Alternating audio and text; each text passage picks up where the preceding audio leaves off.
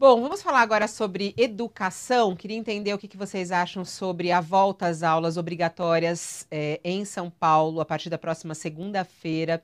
E até a gente está com uma reportagem, coloca aqui para mim na tela, para eu também mostrar aqui para eles. A gente está com uma reportagem aqui no UOL falando que 75% das escolas estaduais ainda não terão ainda terão aulas remotas. E por quê? Porque eles não têm condição de receber as pessoas.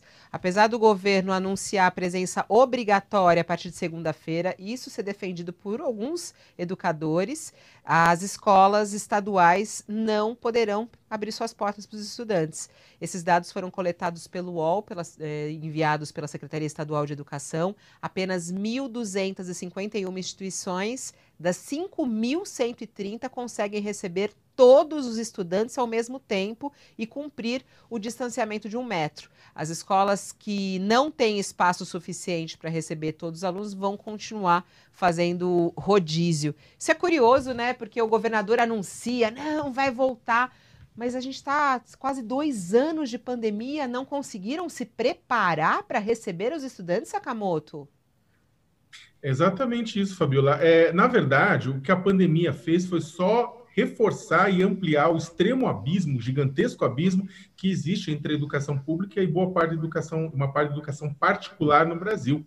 Né, o que significa que essas escolas e os educadores falaram durante a pandemia, quando pôde ser, as pessoas puderam voltar uma taxa, uma quantidade, tinha educador que afirmou que teve que quebrar a janela da escola, porque a janela da escola era parafusada para evitar roubo. E eles tiveram que quebrar as janelas da escola para poder arejar as salas dos alunos. E aí tiveram que fazer uma escolha, deixar a escola mais vulnerável a roubo ou tornar possível a convivência com mais circulação de ar devido ao coronavírus.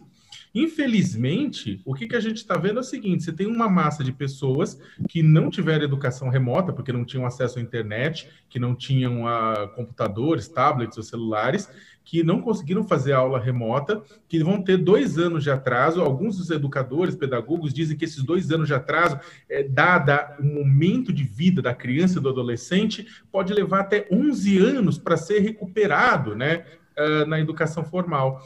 E o que acontece agora é que a gente está, entre aspas, voltando à normalidade, mas uma camada da população não vai conseguir voltar à normalidade. Vão ficar em casa, sem aula, porque a aula remota também muitas vezes não vai ter, e eles vão voltar em novembro apenas, né? Então é aquela velha escolha: ou você vai e entuxa um monte de alunos na sala de aula, podendo gerar contaminação, carregando vírus para os pais, etc. e tal, ou você garante que apenas uma parcela tenha aula e gerando esse descompasso gigantesco. Infelizmente, a pandemia de Covid-19, por conta da inação de diferentes esferas de governo, apenas aumentou essa diferença.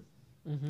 Agora, não é estranho, Joel, o governador faz uma coletiva e eles enchem a boca para falar as crianças precisam voltar para a escola, e aí tem esse dado: 75% das escolas não podem voltar porque não tem condições de receber os alunos. Essa informação não foi dada, né? O que a gente viu na educação no Brasil inteiro, mas São Paulo também, ao longo desse ano e meio aí de pandemia e de restrições, é uma verdadeira vergonha. Uma vergonha porque bares, restaurantes, cinemas voltaram antes de que voltasse a aula dos jovens e crianças, que deveriam ser a nossa principal prioridade. Como é que a gente abriu antes serviços menos essenciais do que a educação? É inexplicável isso para o Brasil, e sim, não tem dúvida, precisa voltar às aulas presenciais. As pessoas, os jovens, as crianças que estão fazendo à distância, primeiro, grande parte não recebeu as condições. Segundo, mesmo quem recebeu, o ensino à distância é muito inferior ao ensino presencial. O ensino à distância não dá conta de conter a evasão escolar maciça que uma pandemia como essa gera. Ele não dá conta de reter o conteúdo, ele não dá conta da parte da socialização dos jovens, que é uma parte central também da escola.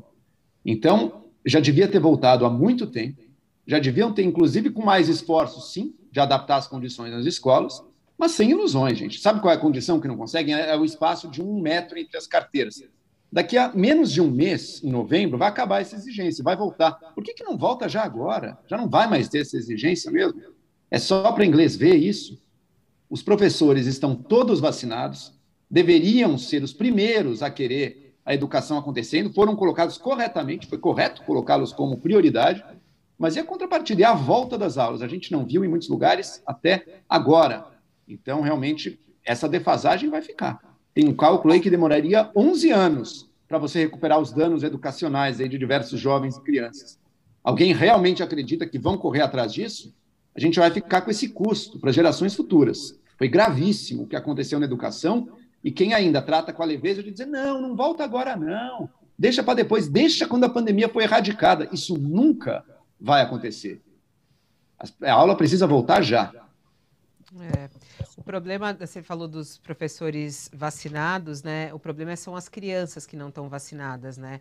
A gente sabe que a probabilidade de ser grave a doença nas crianças é baixa, mas há essa probabilidade. Então, tem essa preocupação também, né, Joel, de não ter esse distanciamento, porque as crianças às vezes não conseguem usar as máscaras corretamente e às vezes salas sem qualquer ventilação, né? Em alguns países a vacinação já começou para as crianças. Aqui a gente ainda não tem autorização para isso.